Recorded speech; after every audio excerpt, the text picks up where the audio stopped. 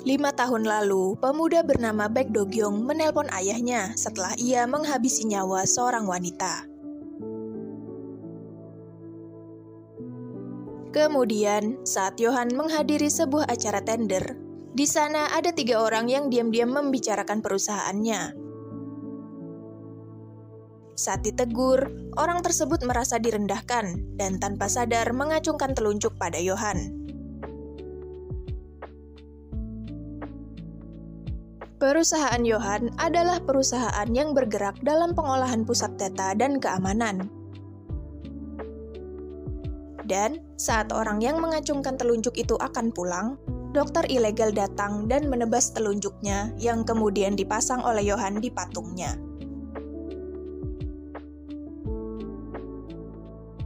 Setelah itu, ayah Do-gyung menelpon Yohan untuk menyewa jasanya. Yohan pun mulai menyusun rencana rekayasanya guna membersihkan jejak kejahatan kliennya.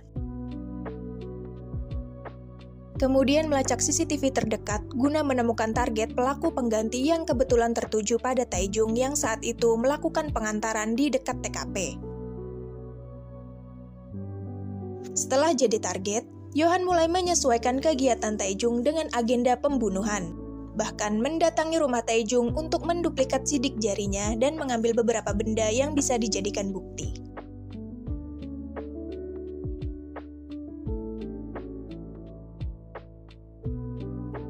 Saat Tae-jung ditetapkan sebagai tersangka, Yohan pun menghubungi ayah Do-gyung jika tugasnya sudah beres.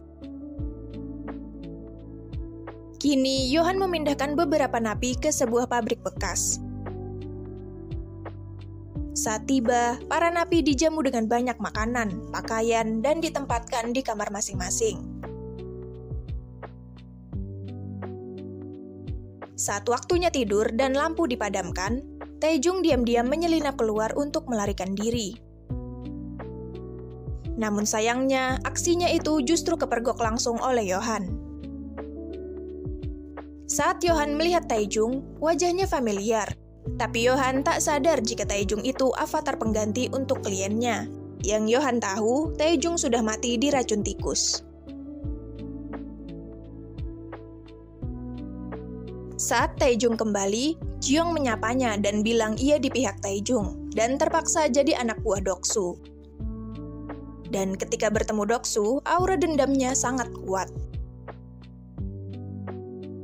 Keesokannya, alarm keras membangunkan para tahanan, dan tak lama setelahnya mereka disuruh kumpul. Yohan menjelaskan jika mereka harus balapan mobil, tapi nomor 11 mengomel dan berkata kasar. Dan tanpa pikir panjang, Yohan pun menembak napi itu. Napi lain pun jadi takut. Yohan kembali menjelaskan, balapan ini hadiahnya 5 miliar, dan tak ada aturan. Yohan juga memberi mereka kesempatan untuk konsultasi dengannya sekali.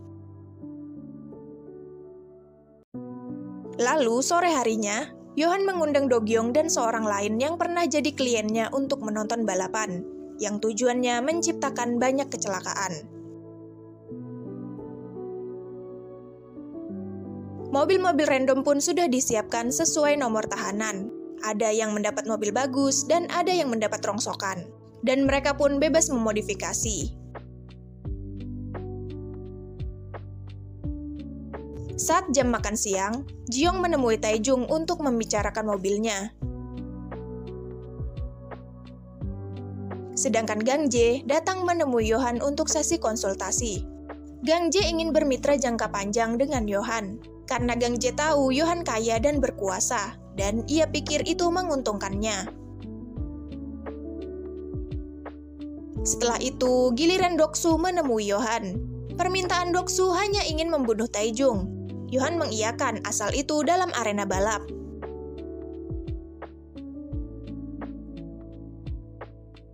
Di malam harinya, saat Tae-jung dan Jiong memeriksa mobil mereka, tahanan 4 mengambil mobil tahanan 6 karena di sini tak ada aturan.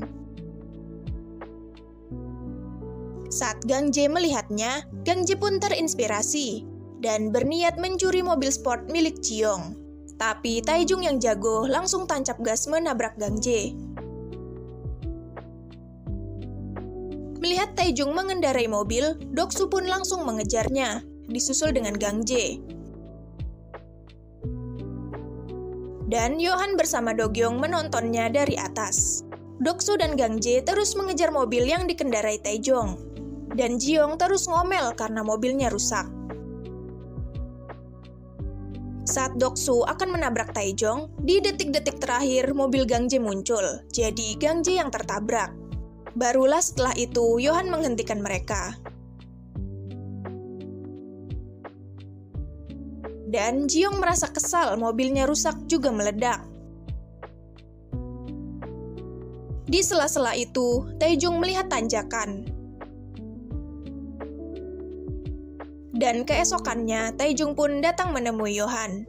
Ia pura-pura bertanya, padahal tujuannya untuk mengamati pintu keluar rute pelariannya. Dan Yohan masih belum ingat siapa Taejong.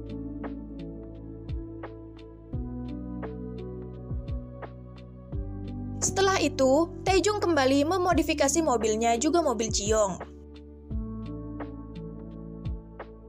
Saat makan siang, Yohan menghubungi Gang Jae dan bilang ia menerima permintaan kemitraan Gang Jae dengan menyiapkan hadiah di mobil Gang Jae.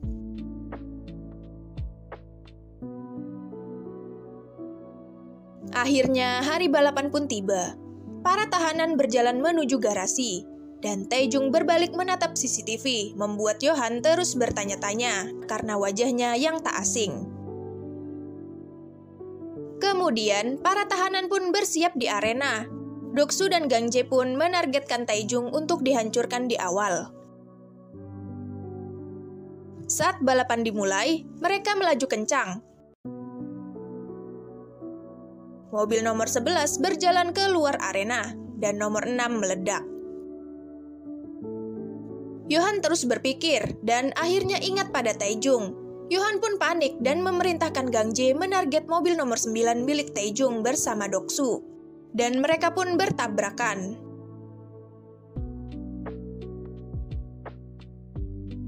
Doksu mengambil pisau, dan saat akan menusuk, ternyata nomor 9 itu Jiyoung. Dan nomor 11 yang keluar jalur ternyata Taejong. Saat dilihat, mobilnya kosong, dan Taejong muncul mengendarai motor. Yohan marah melihat Taejong masih hidup, artinya tugasnya belum usai. Yohan pun meminta Gang Jae menggunakan hadiahnya yang ternyata sebuah pistol. Taejong mengikat tabung gas pada motornya, dan Gang Jae mulai menembaki. Dengan perhitungan yang pas, tabung gas itu mengenai ban mobil Gang Jae dan Gang Jae pun kecelakaan.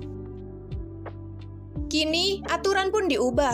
Siapapun yang bisa menangkap Taejong jadi pemenangnya, dan hadiahnya jadi 10 miliar. Lalu, Doksu berhasil menjatuhkan Taejong. Mereka bertengkar dan saling menusuk. Kemudian, mobil-mobil datang saling menabrak dan berusaha menangkap Taejong. Tapi, Taejong berhasil melawan.